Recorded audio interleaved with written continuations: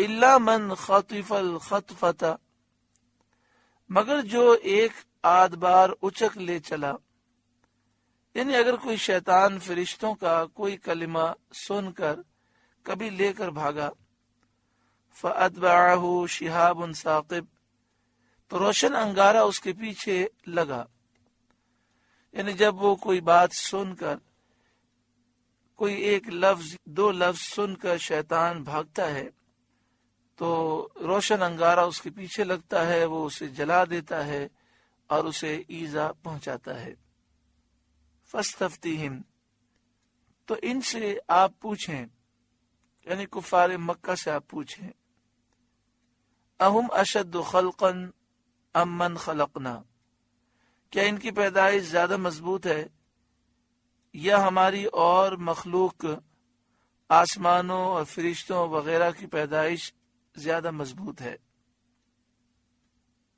تو جس قادر برحق نے آسمان و زمین جیسی عظیم مخلوق پیدا کی، اور اس رب پر آسمان و زمین جیسی عظیم مخلوق کا پیدا کرنا کچھ بھی مشکل و دشوار نہیں، تو انسانوں کو پیدا کرنا، مارنے کے بعد دوبارہ پیدا کرنا، اس پر کیا مشکل ہو سکتا ہے؟ انا خلقناہم من طین لازب، بے شک ہم نے ان کو چپکتی مٹی سے پیدا کیا۔ یہ ان کے کمزور ہونے کی دلیل ہے کہ ان کی پیدائش کا اصل مادہ مٹی ہے، جو کوئی قوت نہیں رکھتی، شدت نہیں رکھتی۔ اس میں ان پر ایک اور برہان قائم فرمائی گئی کہ چپکتی مٹی ان کا مادہ پیدائش ہے، تو اب پھر جسم کے گل جانے اور مٹی ہو جانے کے بعد اس مٹی سے پھر دوبارہ پیدائش کو وہ کیوں ناممکن سمجھتے ہیں؟ جب مادہ مٹی موجود ہے، صانع بنانے والا موجود ہے، پھر دوبارہ پیدائش کیسے ناممکن ہو سکتی ہے؟ بل عجبتا، بلکہ تمہیں اچھمبا آیا، تمہیں تعجب ہوا، ان کے جھٹلانے سے تعجب ہوا کہ ایسے واضح دلائل اور واضح روشن نشانیوں کے دیکھنے کے باوجود وہ کس طرح اس بات کا انکار کرتے ہیں۔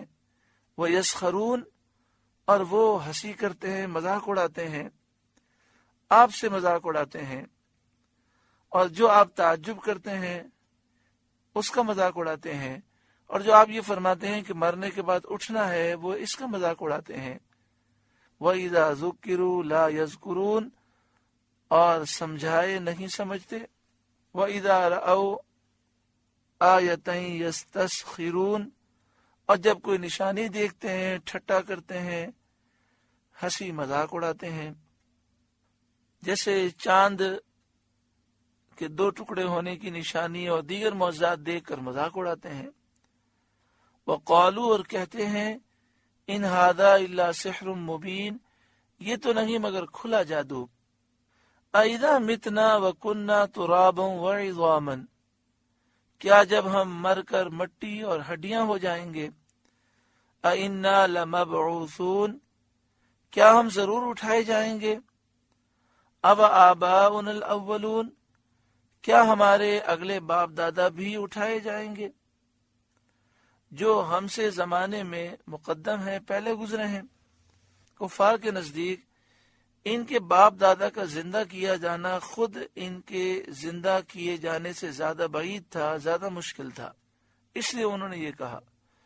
یعنی کافر یہ بات بہت زیادہ مشکل سمجھتے تھے کہ جب ہم مر جائیں گے پھر دوبارہ اٹھیں گے، لیکن اس سے زیادہ مشکل وہ اس بات کو سمجھتے تھے کہ ہمارے باپ دادا جو صدیوں پہلے مرے ہیں، تو یہ سارے ہمارے باپ دادا، آبا و اجداد سب اٹھیں گے۔ اَوَ آبَاؤُنَا الْأَوَّلُونَ، اور کیا ہمارے اگلے باپ دادا بھی؟ قُلْ نَعَمْ، اے محبوب آپ فرمائیے ہاں۔ وَأَنْتُمْ دَاخِرُونَ، یوں کہ ذلیل ہوگے، ذلت کے ساتھ تم اٹھائے جاؤ گے۔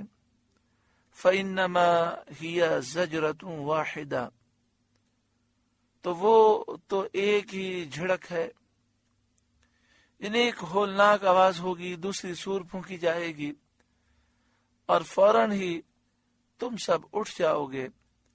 فَإِذَا هُمْ يَنظُرُونَ، جبھی وہ دیکھنے لگیں گے، زندہ ہو کر اپنے افعال دیکھیں گے اور اپنے پیش آنے والے احوال دیکھیں گے۔